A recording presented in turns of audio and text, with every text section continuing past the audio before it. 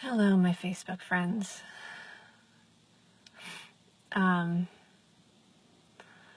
So I wanted to talk to you today about, I just was feeling called to share because, so a lot of you know, okay, see if I can talk about this without crying too much, although it'd be okay if I did. Hey Darren, thanks for the shout out today. So I just did my dance class with my friend Darren, which was lovely as usual. And some of you know that one of my other favorite teachers, Natalie, moved back to Columbia. And I'm super happy for her. But, dance is how I pray. Dance is how I get all the stuff out of my body that I don't need. It's how I detox. And I was sad when I heard she was going to leave, and then I kind of cried, and I grieved, and I had some process, and I felt like I was getting better, and, we had this big celebration for her when she left. This was a class I went to twice a week, in a place where I had a lot of community, and a lot of people I really enjoy spending time with, and we would just whoop it up and celebrate, and shake our bodies, and sweat, and be messy. It was awesome, and, so she left. She's been gone for a couple weeks now.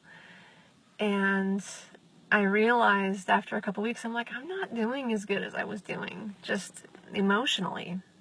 Not about her specifically, but in my life. And I realized, hey, I think one of the things is that I am missing having this extra dance. I dance with Darren twice a week, but I don't get much else right now. They're finding some new people, some subs, and some new teachers, and I may come to love someone else in a different way. But I was really missing our music. I was missing the dance, so I was like, well, what can I do about it? So today I just thought, I have a couple hours after class. After Darren's class, I'm gonna take up some open gym time, and I have a bunch of Natalie's songs. I'm just gonna do them. So that's what I just did, which was sort of funny because they kept the gym door open and people were walking in and out. I'm just like, F it, I'm just going to do them. I'm just going to pray to her songs. And I mostly know them, which helps, so I can do them and not be too lost, But I didn't think I'd get so sad. I didn't think that I'd be so emotional about it. So I wanted to talk about that and about what we do with grief. And to me, this is the healthiest thing that I can do with my grief, is to move through it, to express it, to share it, to love on it.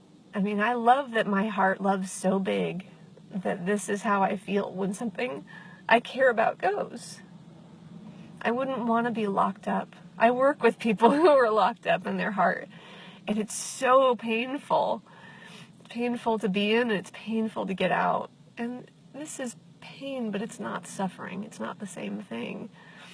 I guess that's the thing, is I can be in my grief, and I can experience the pain of missing something, but it's not suffering. I'm not hurting. I'm not like, oh, it's not horrible because I don't know, I'm celebrating what was wonderful about that time and that temple. I found this out years ago when I had another, what I call a dance temple, a place that I would go with people I loved and a teacher I loved and music I loved, where I just felt open and free. And the magic didn't stay. So that's a lesson I learned, is temples are not permanent.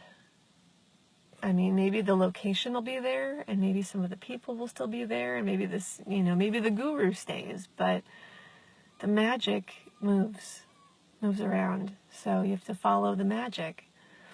So I lost some magic when my teacher, Natalie, moved.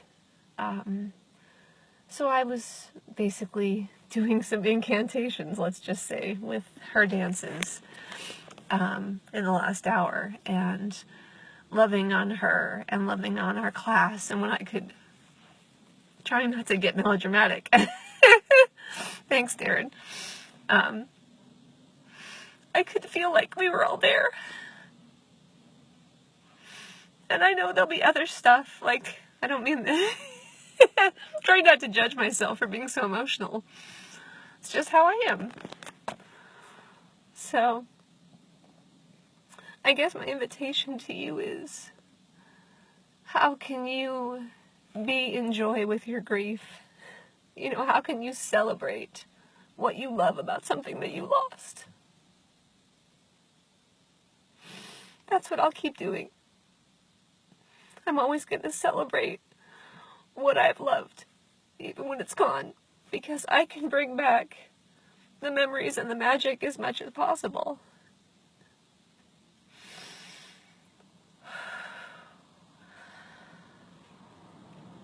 Yeah, it's intense.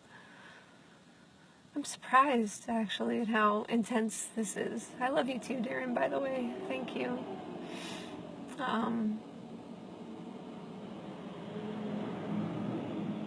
I think I'm just feeling how impermanent life is right now. That so many things come and go that we love. And it's not suffering about it. It's not being melodramatic about it. It's just feeling that humanness, that intensity of loss. And that we all go through it. And I know whoever's watching that you've lost things you've loved and people you've loved.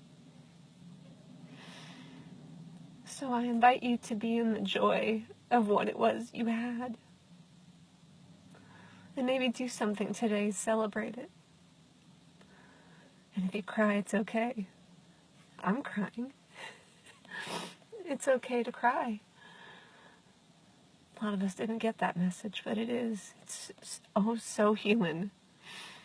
And it feels so much better when you do it and let it go.